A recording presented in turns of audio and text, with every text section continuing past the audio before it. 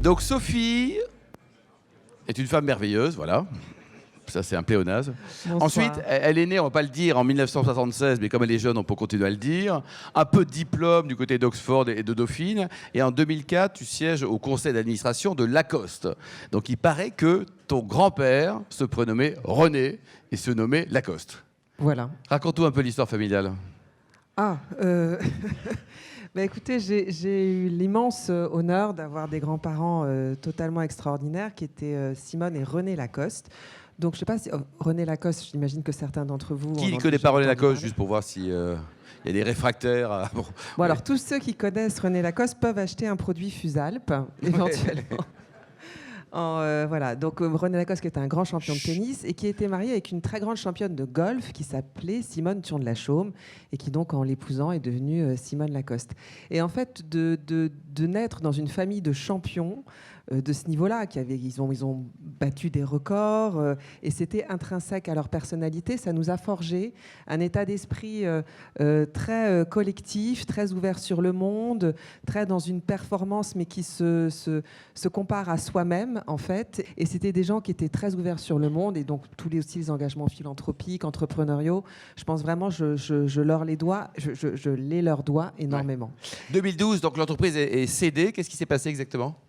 C'était la fin d'un cycle, je pense, le temps pour la famille de passer à autre chose. Et puis, ça nous a permis, à mon frère et à moi, de pouvoir nous redéfinir et réfléchir à quel projet on avait envie de construire.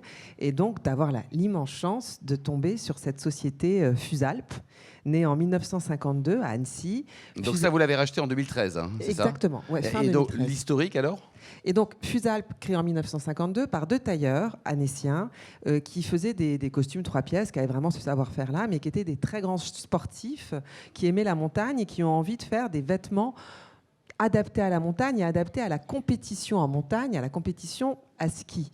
Et il faut savoir que la fin des années 50, début des années 60, c'est l'heure de gloire des skieurs français. Et donc, ils ont accompagné l'équipe de France, Léo Lacroix, les sœurs Guachel, tous ces gens-là, pour pouvoir trouver le meilleur équipement. Et Fusalp a inventé la première combinaison de compétition de ski. Donc, les combinaisons moulantes, c'est Fusalp qui les a fait. Et quand ils sont arrivés tous à Portillo, au Chili, pour la seule Coupe du Monde qui n'ait jamais eu lieu en Amérique du Sud, on aurait dit qu'ils sortaient d'un vaisseau Star Trek, vraiment. Tous dans une combinaison bleue, comme ça, avançant. Les hommes n'étaient pas hyper emballés au départ par mettre... on peut les comprendre. Hein. Pour mettre cette combinaison, mais ils ont vite compris l'enjeu de ça. Et alors, c'est rigolo parce que Léo Lacroix, dont on est très proche, qui est assez formidable, avait un concurrent allemand, vraiment, il se tirait la bourre à chaque fois. Et arrivé en haut de la descente, il voit son concurrent arriver dans une combinaison très proche de celle qu'il avait, noire. Et il se dit, c'est ballot quand même, j'étais tellement fier de ma combinaison, et l'autre a la même, et il va pas gagner, enfin, j'ai pas gagné mais quelques secondes grâce à cette combinaison. Et là, le champion de ski allemand commence à faire des squats, à s'étirer, à un petit peu s'échauffer, et la combinaison se déchire tout le long du dos. Il faut arrêter la raclette. Hein, voilà, et donc, lui n'a pas pu descendre, et Léo a gagné la course. Et le planté de bâton, la combinaison jaune là, de Monsieur Machin, là, c'est pas toi, ça ? Alors, non, celle-là, non, mais les années 70, c'est vraiment l'heure de gloire de Fusalp, tout à fait. C'est toujours ce mélange de la mode et du ski. À cette époque-là, on disait Fusalp, c'est le courage du ski, donc ces couleurs très pop, beaucoup d'humour aussi dans la communication, un peu l'âge d'or du ski, évidemment, et de Fusalp, bien sûr. 2013, vous rachetez l'entreprise avec ton frère de mémoire Philippe. Dans quel état était-elle financièrement, notamment ? Alors, elle était à peu près stable, mais très, très repliée sur elle-même. On était aux alentours de 5 millions d'euros de chiffre d'affaires. Elle perdait des parts de marché d'année en année parce que grosse concurrence, Décathlon.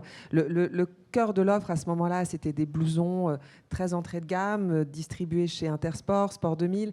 Donc, n'arrivant pas vraiment à se situer, on n'utilisait plus le logo. Voilà, donc un problème pour voir les perspectives en fait possibles pour la marque. Aujourd'hui, donc, c'est 60 millions d'euros de chiffre d'affaires. Voilà. Ça fonctionne très bien. Tu vises les 100 millions. Alors, c'est quoi la recette magique ? Qu'est-ce que tu as fait ? Qu'est-ce que tu as changé ? Alors, ce qu'on a cherché à travailler, c'est deux choses au départ. C'est d'abord l'identité stylistique du produit. Mais déjà, on a réutilisé ce beau logo bleu, blanc, rouge.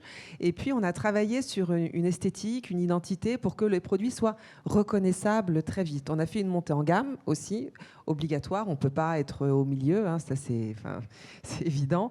Donc, pour nous, on ne pouvait pas avoir cherché de volume. Il vaut combien ton pull à peu près, juste? Ce pull-là, il est à 290 €. Bon, ça va.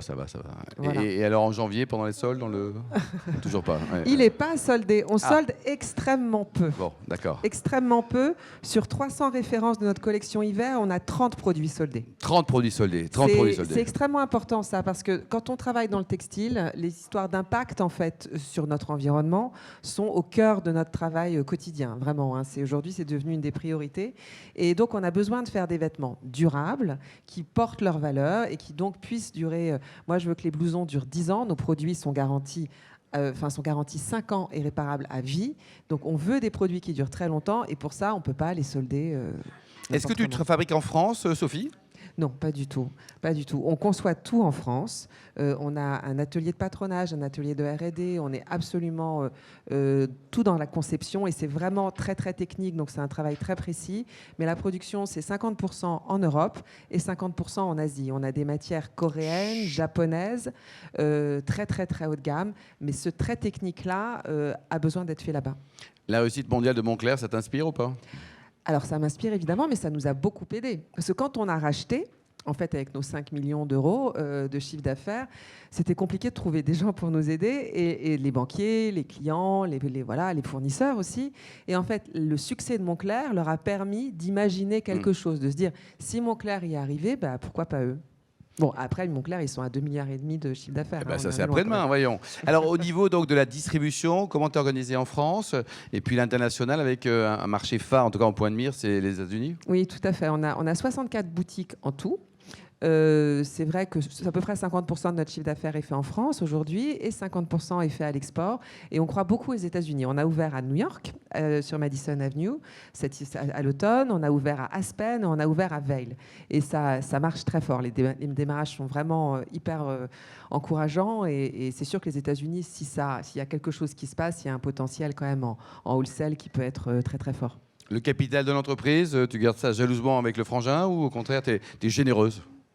Alors oui, tout notre codir évidemment a reçu des actions. Et puis après, c'est toujours compliqué pour une PME de se dire qu'est-ce qui motive le plus les salariés. Le codir, c'est évident. Puis après, en dessous, est-ce que vraiment distribuer des actions, c'est quelque chose de si motivant que ça?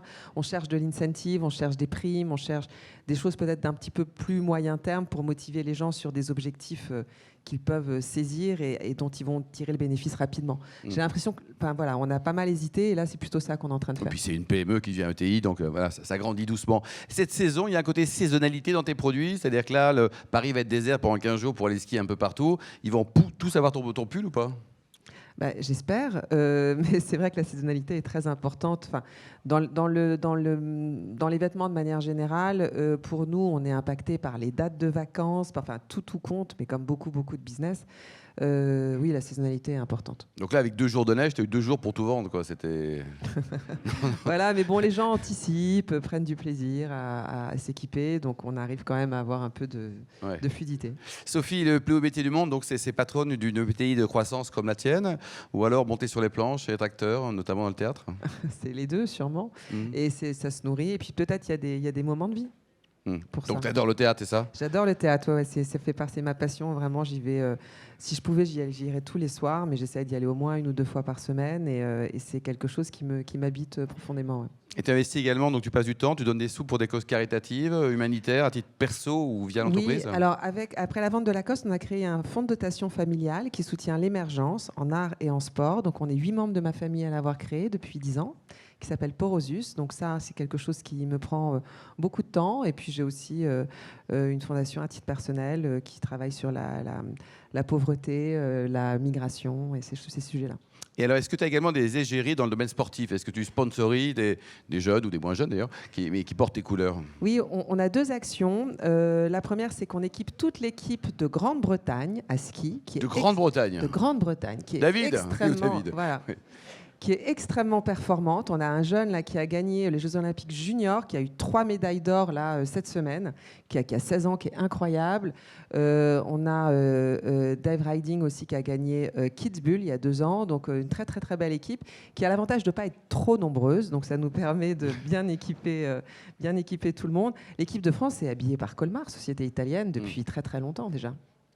Et alors aujourd'hui, donc côté vin, tu n'as pas le choix. Tu as ton amoureux que tu aimes très fort, ton mari, comme toutes les femmes mariées. Tu l'adores et en plus, il a le plus beau métier du monde. Il est caviste. D'abord, Voilà. Il est caviste où? On fait un peu de pub là. Il est où il est mari? il est là. Ah, il est là. Voilà. Il est où? Il est rue Saint-Ferdinand dans le 17e. Et qu'est-ce qu'il t'a servi comme bouteille de vin pour te draguer au tout début? Alors oui, tiens, alors ce qu'il avait rapporté chez mon frère, dont je me souviens, c'est que la première fois qu'il a été invité dans ma famille, il a rapporté une grande dame de Veuve Clicquot. Ah, t'es un garçon de goût, quoi. Alors justement, excellent enchaînement avant les questions spontanées. Tu as également été lauréate. Oui, ben voilà, donc je suis contente d'être dans l'univers du vin puisque j'ai eu l'immense honneur d'avoir de recevoir le prix du Bold Woman Award de Veuve Clicquot en novembre. Et c'était une très belle émotion parce que c'était un moment très fort.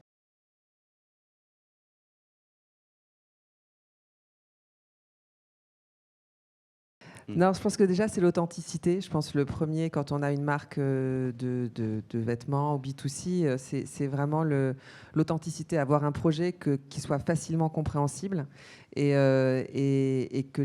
dont on sent la vraie démarche. Donc nous, on fait des produits qui sont techniques, qui sont vraiment, dont on travaille énormément. Et je pense que quand les gens les portent, ils sentent qu'on s'est vraiment donné du mal et que c'est quelque chose de beau qu'ils ont sur le dos. Ça, c'est très important. Après, très concrètement, le positionnement par rapport à toutes les marques qui ont des soucis, le fait d'être haut de gamme, ça nous permet d'avoir un tout petit peu de marge, de pouvoir compter sur des clients qui ont malgré tout toujours quand même des moyens et de nous implanter dans des zones où il y a du trafic. Enfin, voilà, le fait d'être haut de gamme, c'est vraiment clé, je crois, dans cet univers-là. Et puis, je dirais après, évidemment, la marque, l'identité, à quel point on peut signifier quelque chose par ça, et puis aussi appartenir en fait à une communauté en étant client d'une marque.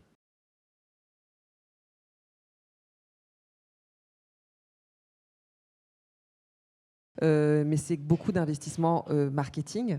Parce que quand on a ouvert Fusable, j'avais une relation presse qui disait toujours, bon, on va faire un événement, attention, c'est Perrier Budget with the Champagne Effect. C'était vraiment l'objectif. Et là, à New York, c'est Dom Pérignon Budget with the Perrier Effect. Donc c'est vraiment faut y aller franco. Et puis après, pour nous, dans notre univers, c'est vraiment le réseau, en fait. Essayer d'avoir des gens, des personnes d'influence, en fait, qui vont influencer leur communauté. Les gens invitent leurs amis, et puis essayer d'avoir, de toucher les habitants. Et ce qui est très important pour nous, à chaque fois qu'on implante une boutique à l'international, c'est d'aller dans des endroits qui ne soient pas trop touristiques. C'est vraiment aller dans des endroits où c'est les locaux qui achètent. Il ne faut pas être trop dépendant du tourisme.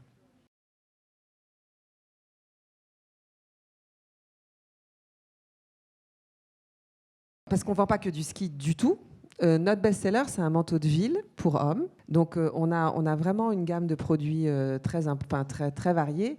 Alors, c'est sûr que l'hiver est beaucoup, beaucoup plus important pour nous que l'été. On a quand même une collection été et on vend du ski en plein mois d'août dans le Marais. Alors pour le coup, à des touristes, en l'occurrence, c'est plutôt des gens qui se disent tiens, c'est l'opportunité d'acheter du Fusalp. Donc on a, quoi qu'il arrive, toute l'année du ski dans la boutique. Bon, elle devait être géniale, elle a été, on l'applaudit très chaleureusement, Sophie. Merci Sophie, bravo.